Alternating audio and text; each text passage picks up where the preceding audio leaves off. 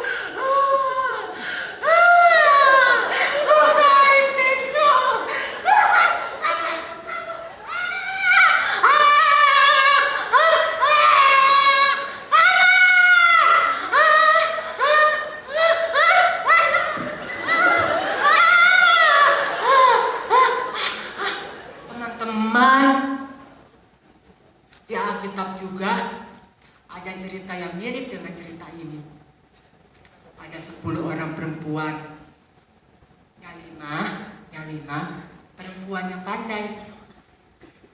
Yang lima lagi bodoh. Waktu diberitahu harus menunggu pengantin laki-laki, 5 orang perempuan yang pintar, dia siapkan minyak di dalam lampunya sama cadangan minyaknya. 5 orang lagi cuma sediain lampu, minyaknya sedikit, tidak bawa cadangan minyak. Dan karena tidak tahu pengantin laki-lakinya datangnya kapan, keburu habis, lampunya mati, tidak bisa ikut masuk ke acaranya pengantin laki-laki. Jadi teman-teman, 2000 tahun lebih yang lalu, Tuhan kita yang namanya Yesus Kristus sudah pernah datang ke dunia ini dalam bentuk bayi kecil. Tapi dia datang bukan cuma untuk jadi bayi, dia besar, dewasa untuk menjadi pahlawan kita. Dia mau mati di kayu salib, menghapus dosa kita. Menghapus dosa kita, teman-teman, sampai-sampai badannya disiksa habis-habisan. Pembuat film tentang The Passion of Christ aja bilang dia cuma bisa membuat kejadian Tuhan Yesus disiksa separuh dari kejadian aslinya.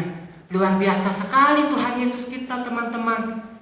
Tapi suatu kali nanti, kalau kita sudah tidak di dunia ini lagi, atau kita masih di dunia ini lagi, Tuhan Yesus akan datang lagi kedua kali. Tidak sebagai bayi kecil lagi, tapi sebagai seorang raja kemuliaan. Tapi Kak Audi sendiri nggak tahu dia datangnya kapan. Karena kata Alkitab, Tuhan Yesus datangnya seperti pencuri. Tidak ada yang tahu pencuri datangnya kapan. Tidak mungkin ada pencuri dari siang hari sudah datang. Permisi. Selamat siang Bapak Rubin. Tolong Bapak Rubin sediakan semua peralatan televisi, elektronik, home theater di depan. Karena nanti malam kami gerombolan perampok akan mencuri rumah Bapak. Ya Tuhan Yesus bukannya mau mencuri rumah kita, tapi maksudnya Tuhan Yesus sendiri bilang dia tidak tahu kapan dia datang. Apalagi kakak juga tidak tahu. Jadi teman-teman,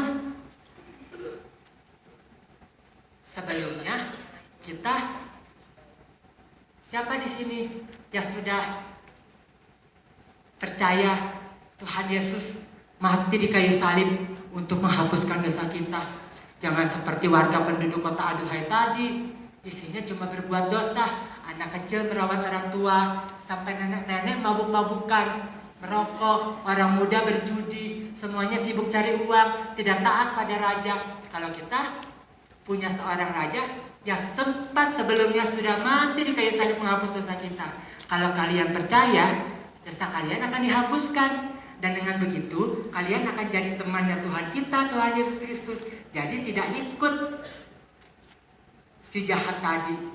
Tapi teman-teman, yang mau saya kasih tahu ke kalian, kalau warga penduduk kota Aduhai tadi sama warga penduduk kota Aduhai tadi sama 10 perempuan yang tadi bijaksana dan bodoh itu, yang tadi pandai dan bodoh itu, mereka harus menyambut kedatangan Raja Kemuliaan atau mempelai laki-laki dengan cara mempersiapkan lampu minyak. Kalau kita menyambut kedatangan Tuhan dengan cara mempersiapkan hati.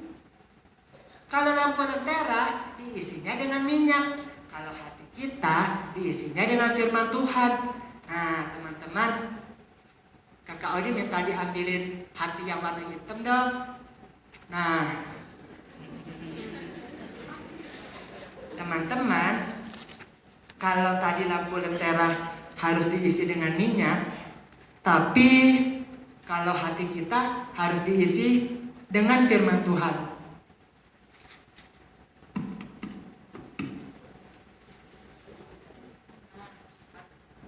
Hati hitamnya sudah ada di sini, teman-teman.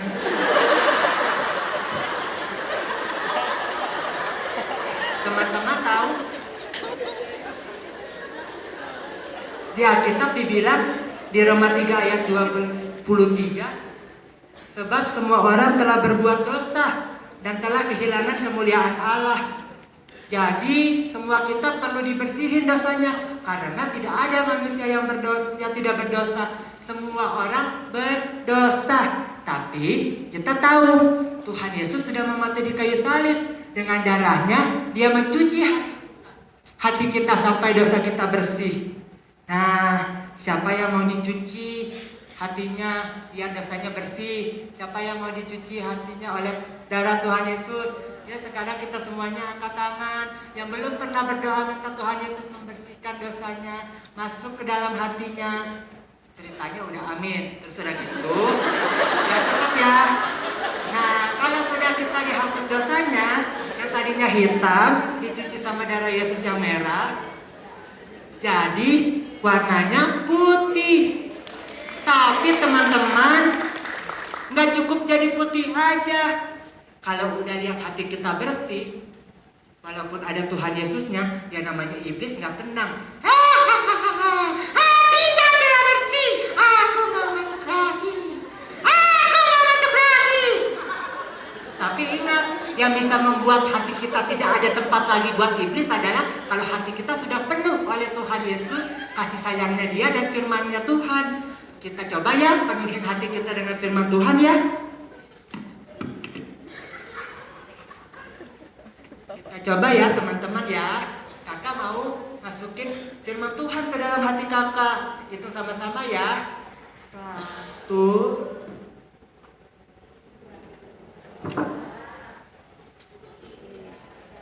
biar cepat ceritanya udah selesai. Kalau hati kita sudah dipenuhi dengan firman Tuhan, yang namanya si jahat iblis gak bisa masuk lagi teman-teman. Karena hati kita benar-benar sudah penuh dengan Tuhan Yesus, kasih sayangnya, dan firman Tuhan yang bisa jadi senjata buat kita melawan si jahat. Jadi iblis gak bisa masuk lagi. Hati kita penuh sama Tuhan Yesus. Mau buktinya kalau hati kakak Audi sudah penuh sama Tuhan Yesus, kita buka ya. Itu 1, 2, 3 ya.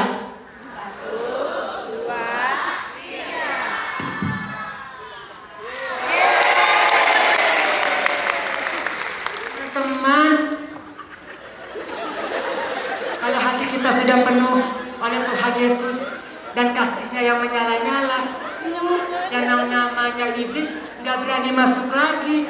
Tapi jangan sampai firman Tuhan yang bilang lagi, masukin terus ya. Jadi tiap minggu kamu yang sudah terima Tuhan Yesus, sudah dibersihkan hatinya, harus bertumbuh. Caranya hatinya diisi dengan firman Tuhan. Oke teman-teman, sekarang kita baca ayat hafalannya ya. Kita bacanya pakai gerakan. Kita bikin huruf M pakai 2 jari karena kita bacanya dari kitab Matius. Ikuti sama-sama ya. Matius 24 itu nulisnya angka 2 sama angka 4. Matius 24 ayat 42. Bunyinya gimana ya? Karena itu.